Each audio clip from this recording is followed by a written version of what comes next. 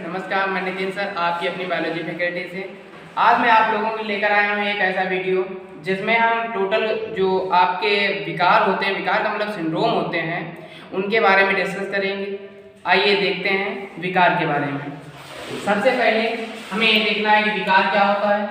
जो आपके गुणसूत्र होते हैं, गुणसूत्र में जो अनियमितताएं होती हैं, अनियमितताओं का मतलब होता है कि जो गुणसूत्र होते हैं उनमें कोई कमी आ जाती है, उसी के कारण जो रोग उत्पन्न होता है, यानी कि जो विकार उत्पन्न होता है, उसी को हम सिंड्रोम कहते हैं। ठीक है, उसी को सिंड्रोम कहते हैं। अब जब आपके गुणसूत्र दो प्रकार के होते हैं, तब जो है विकार भी आपके दो प्रकार के होंगे, जाहिर सी बात है। तो पहला जो विकार होता है वो होता है दैहिक गुणसूत्रों में होने वाले विकार, ऐसे विकार जो दैहिक गुणसूत्रों में अनियमितताओं के कारण होते हैं। दूसरा आपका आता है लिंग गुणसूत्रों में होने वाले विकार, यानी कि ऐसे विकार जो लिंग गुणसूत्रों में अनियमितताओं के कारण होते हैं। ठीक है फ्रेंड्स, तो इसमें देखिएगा, इसमें जो दैहिक गुणसूत्रों में विकार होते हैं वो 4 विकार होते हैं मुख्य रूप से, और जो आपके लिंग गुणसूत्रों में होने वाले विकार हैं वो 2 होते हैं। ठीक है, तो इनमें से एक एक को हमें डिस्कस करना है। तो सबसे पहले हमें पढ़ना है क्राई-डू-चैट सिंड्रोम, क्राई-डू-चैट सिंड्रोम। ठीक है फ्रेंड्स, क्राई-डू-चैट सिंड्रोम। जैसे कि मैंने यहाँ पे ऊपर लिख रखा है, यहाँ पे जो क्राई-डू-चैट सिंड्रोम है वो 5वीं जोड़ी गुणसूत्र में होता है। जो 5वीं जोड़ी गुणसूत्र होते हैं उसमें जो है मोनोसोमी के कारण होता है। यहाँ पे फ्रेंड्स M का मतलब है मोनोसोमी, आपको इतना ध्यान रखना है। जो यहाँ पे M लिख रखा है, M का मतलब है मोनोसोमी, M का मतलब है मोनोसोमी, और यहीं पे T का मतलब है ट्राइसोमी। ठीक है फ्रेंड्स, T का मतलब है ट्राइसोमी। इसके बाद में इसको मोनोसोमी को हम हिंदी में कहते हैं एकल सूत्रता, और जो आपका ट्राइसोमी है इसको हिंदी में बोलते हैं एकाधी सूत्रता, इसको हिंदी में बोलते हैं एकाधी सूत्रता। फ्रेंड्स क्या होता है, एकल सूत्रता जो होता है इसमें एक गुणसूत्र माइनस हो जाता है, एक गुणसूत्र माइनस हो जाता है। जो एकाधी सूत्रता होती है इसमें एक गुणसूत्र बढ़ जाता है। ठीक है, आपको सिर्फ इतना ही ध्यान रखना है। अब देखिएगा, जो यहाँ पे क्राई-डू-चैट सिंड्रोम है इसमें 5वीं जोड़ी गुणसूत्र में होता है।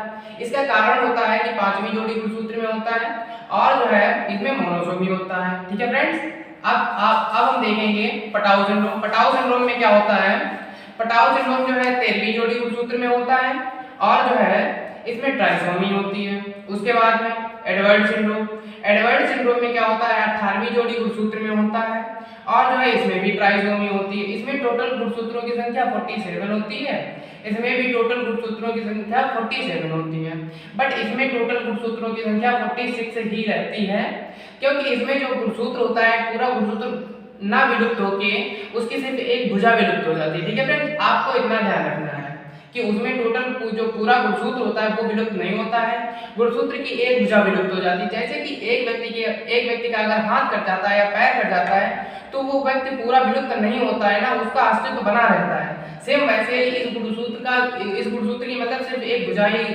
जो है विलुप्त होती है, इसलिए उस गुणसूत्र का अस्तित्व बना रहता है, लेकिन उसकी वजह से भी कुछ अनियमितताएं आ जाती हैं। ठीक है फ्रेंड्स, तो अब हमें देखना है डाउन सिंड्रोम। डाउन सिंड्रोम में क्या होता है, ये 21वीं जोड़ी गुणसूत्र में ट्राइसोमी यानी कि एकाधी सूत्रता के कारण होता है। जो डाउन सिंड्रोम है 21वीं जोड़ी गुणसूत्र में होता है और इसका कारण क्या है, 21वीं जोड़ी गुणसूत्र में एकाधी सूत्रता यानी कि एक गुणसूत्र बढ़ जाता है। ठीक है फ्रेंड्स, एक गुणसूत्र बढ़ जाता है। उसके बाद में अब हमें याद रखना है, अब हमें पढ़ना है लिंग गुणसूत्रों में होने वाले विकार।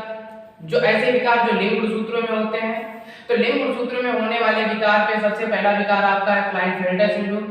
लिंग गुणसूत्र सबसे पहले कहते किसे हैं, जो भी आपके 23वीं जोड़ी गुणसूत्र होते हैं, 23वें जोड़ी गुणसूत्र होते हैं, इन्हीं को हम बोलते हैं लिंग गुणसूत्र, इन्हीं को बोलते हैं लिंग गुणसूत्र।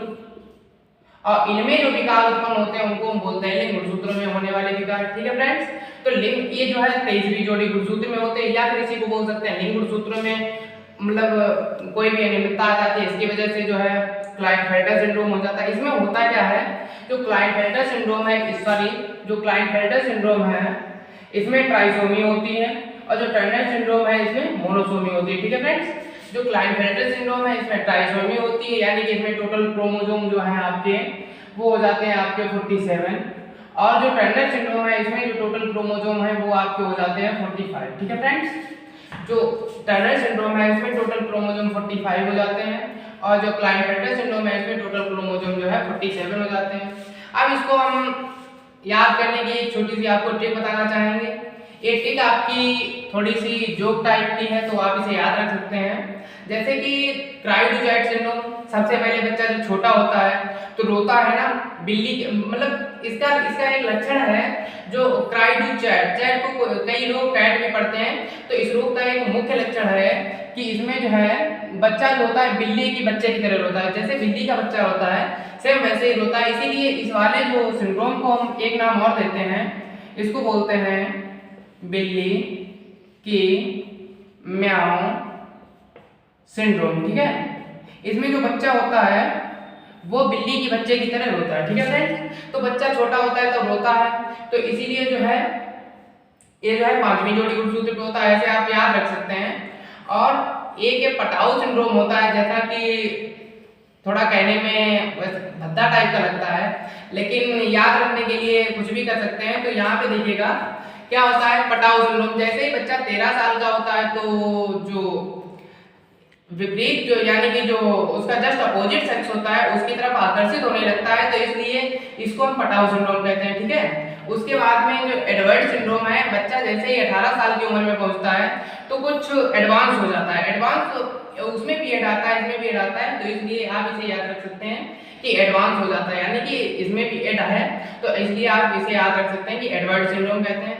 फिर उसके बाद में जैसे ही बच्चे के ऊपर थोड़ी सी समस्याएं आती हैं और अपने फ्यूचर के बारे में सोचने लगता है, तो जो है जितना यहाँ पे एडवांस हुआ था उतना ही 21 साल की उम्र में जो है डाउन हो जाता है, ये जो डाउन हो जाता है, इसीलिए इसे डाउन सिंड्रोम कहते हैं और 21वीं जोड़ी गुणसूत्र में होता है। उम्मीद करता हूँ आपको ये छोटी सी टिप पसंद आई होगी। धन्यवाद।